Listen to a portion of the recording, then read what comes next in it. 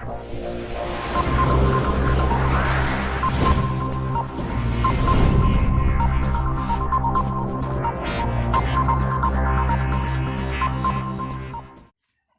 Student, स्वागत है आपके अपने YouTube channel the Chandan academy पर। तो आज के हम वीडियो में क्लास 7th के मैथ को स्टार्ट कर रहे हैं।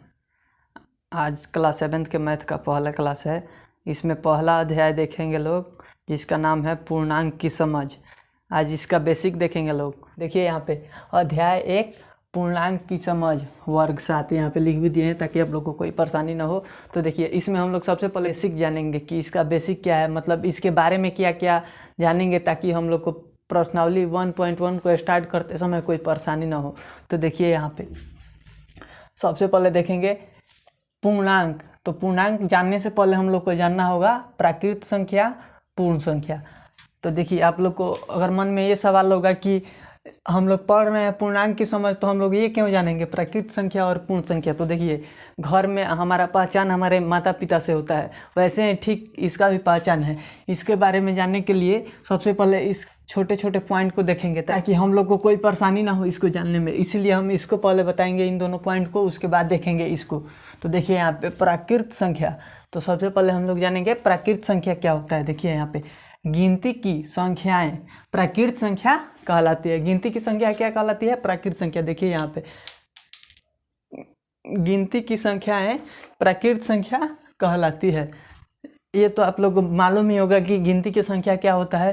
गिनती का संख्या क्या होता है, यहाँ पे देखिए जैसे मैं लिख दिए हैं 1 2 3 4 डैश डैश यानी कि अनंत तक। तो ये हो गया प्राकृत संख्या। गिनती की संख्या सिंपल परिभाषा बताए हैं ताकि आप लोग को कोई परेशानी ना हो। गिनती की संख्याएं क्या कहलाएगी? प्राकृत संख्या। तो देखिए दूसरा पॉइंट है पूर्ण संख्या। तो जानेंगे पूर्ण संख्या क्या होता है। तो देखिए यहाँ पे शून्य सहित प्राकृत संख्याओं के समूह को पूर्ण संख्या कहते हैं। शून्य सहित प्राकृत संख्याओं के समूह को क्या कहते हैं? पूर्ण संख्या कहते हैं। तो यहाँ पे देखिए प्राकृत संख्या यहाँ आ गया। फिर तो यहाँ पे हम बताए हैं ना कि प्राकृत संख्या क्या होगा। गिनती की संख्याओं को हम क्या कहेंगे? प्राकृत संख्या कहेंगे। देखिए यहाँ पे पूर्ण संख्या का परिभाषा में क्या लिखा गया है? शून्य सहित प्राकृत संख्याओं के समूह को पूर्ण संख्या कहते हैं। यानी कि जो गिनती का संख्या है ना, उसी में शून्य को शामिल कर देंगे तो ये पूर्ण संख्या। देखिए यहाँ पे ये था गिनती का संख्या, इसमें हम शून्य को शामिल कर दिए हैं तो ये हो गया क्या? पूर्ण संख्या। तो ये था ये 2 पॉइंट। अब चलिए इससे आगे देखते हैं। आप लोग स्क्रीनशॉट ले लीजिएगा। देखते हैं इससे अगला बेसिक पॉइंट। अब हम आते हैं यहाँ पे पूर्णांक पे। इससे पहले हम 2 पॉइंट बताए हैं। अब देखिए यहाँ पे पूर्णांक। तो जानेंगे पूर्णांक क्या होता है। देखिए यहाँ पे पूर्णांक पूर्ण संख्याओं एवं उनके ऋणात्मकों को सम्मिलित करने पर प्राप्त संख्याओं के समूह को पूर्णांक कहते हैं। पूर्ण संख्याओं एवं उनके ऋणात्मकों को सम्मिलित करने पर प्राप्त संख्याओं के समूह को पूर्णांक कहते हैं। तो इससे पहले बताए हैं प्राकृत संख्या और पूर्ण संख्या। तो यहाँ पे आ गया पूर्ण संख्या। पूर्ण संख्याओं एवं उनके ऋणात्मकों, यानी कि पूर्ण संख्या क्या था? शून्य सहित प्राकृत संख्या के परिवार, यानी शून्य सहित जो गिनती की संख्या था वही ना था पूर्ण संख्या में। तो यहाँ पे बोला जा रहा है पूर्ण संख्याओं एवं उनके ऋणात्मकों को सम्मिलित करने पर प्राप्त संख्याओं के समूह को पूर्णांक कहते हैं। यहाँ पे ऋणात्मकों है और यहाँ पे है पूर्ण संख्या, यानी कि पूर्ण संख्या एवं उनके ऋणात्मकों को। तो देखिए पूर्ण संख्या क्या था? शून्य सहित 1 2 3 4 5 6 और अनंत तक था।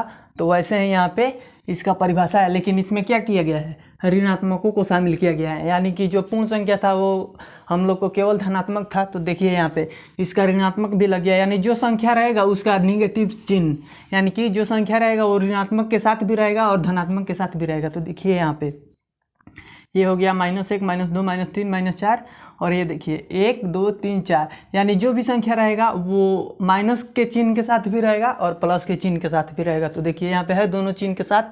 और देखिए इसको दर्शाने के लिए हम लोग संख्या रेखा का प्रयोग करते हैं। इसी को हम बोलते हैं संख्या रेखा। ये देखिए यहाँ पे बीच में एक सीमा का काम करता है 0। जैसे आपके गांव का सीमा कहीं तक होगा वैसे ही उसके बाद कोई गांव होगा, वैसे ही ठीक यहाँ पे भी है। यहाँ देखिए ये सीमा का काम करता है। यहाँ पे एक 0, ये 0 है और देखिए इधर 1 2 3 और इसके दाहिने साइड 1 2 3 यानी धनात्मक संख्या है, लेकिन इसके बाएं साइड क्या है? ऋणात्मक संख्या है, -1 -2 -3। -1 -2 -3 हो गया यहाँ, और यहाँ 0 के दाहिने साइड 1 2 3, हम ऐसे खड़ा है तो ये दाहिना हाथ हो गया और ये बायां हाथ।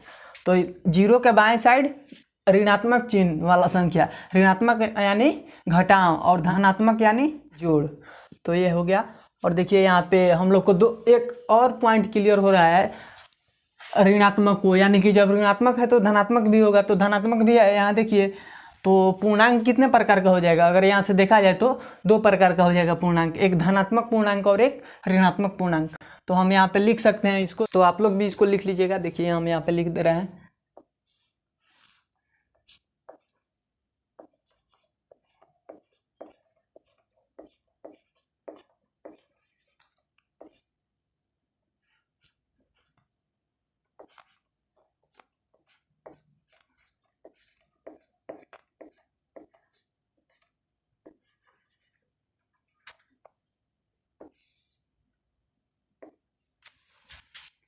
इसको लोग, ये हो गया इसका पहला प्रकार ए और बी।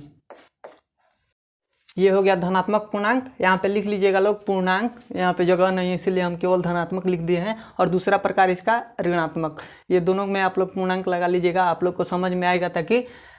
तो यहाँ पे पूर्णांक कितना प्रकार का हो गया, धनात्मक और एक ऋणात्मक। तो इससे रिलेटेड कुछ और बेसिक पॉइंट है, इसको जानेंगे कि शून्य क्या है। जब ये धनात्मक पूर्णांक है और ये ऋणात्मक पूर्णांक है, ये दोनों साइड को बांट रहा है, उसके तौर पे हम लोग 0 का प्रयोग कर रहे हैं। तो 0 को भी हम लोग जानेंगे कि ये क्या है। जब ये धनात्मक पूर्णांक हो गया इस साइड 0 के दाहिने साइड और 0 के बाएं साइड ऋणात्मक पूर्णांक हो गया, तो फिर 0 क्या है, तो इसको भी हम लोग जानेंगे कि 0 क्या है। तो देखते हैं इससे आगे, इसका स्क्रीनशॉट ले लीजिएगा। तो देखते हैं यहाँ पे ये हो गया संख्या रेखा पे कुछ संख्याओं को हम लिख दे हैं। अब देखिए इससे रिलेटेड कुछ बेसिक पॉइंट है, इसको देखिए यहाँ पे शून्य न तो, यानी यहाँ पे हम लोग शून्य को देख रहे हैं, शून्य न तो धन पूर्णांक है न ऋण पूर्णांक है, यानी यहाँ पे ये हम लोग को जानना था कि शून्य क्या है। तो देखिए यहाँ पे शून्य न तो धन पूर्णांक है न ऋण पूर्णांक है, यानी शून्य ना ही धन पूर्णांक में आएगा ना ही ऋण पूर्णांक में आएगा। यहाँ पे देखिए ये धन पूर्णांक था इधर शून्य से दाएं साइड, और शून्य से बाएं साइड क्या था, ऋण पूर्णांक। तो यहाँ पे शून्य को जानना था कि शून्य क्या है, तो शून्य न तो धन पूर्णांक है और न ऋण पूर्णांक, तो ये हो गया शून्य। और देखिए इससे अगला पॉइंट, शून्य के बाद की संख्याएं बढ़ते क्रम में है, यानी शून्य के बाद यानी कि इससे दाएं साइड में, इससे आगे देखिए यहाँ पे बढ़ते क्रम में है। यहाँ पे 1 है तो यहाँ 2 है, यहाँ 3 है, यहाँ 4 होगा। ऐसे ही हम यहाँ 3 तक की छोटा जगह है इसीलिए हम कम लिए हैं, आप लोग जितना मन करे उतना ले सकते हैं। यहाँ पे संख्या रेखा पे कोई दिक्कत नहीं है। तो दूसरा पॉइंट हो गया शून्य के बाद की संख्याएँ बढ़ते क्रम में है। तो देखिए यहाँ शून्य के बाद की संख्याएँ बढ़ते क्रम में हो गई। और देखिए अगला पॉइंट, शून्य के पूर्व की संख्याएँ घटते क्रम में हैं। पूर्व यानी पहले, यहाँ पे बाद में तो वो बढ़ते क्रम में था, यहाँ बाद में था तो बढ़ते क्रम में, और शून्य के पूर्व की संख्याएं क्या है, घटते क्रम में है। तो देखिए यहाँ पे शून्य के पहले की संख्या क्या है, घटते क्रम में है। यहाँ पे -1 है, -2 -3।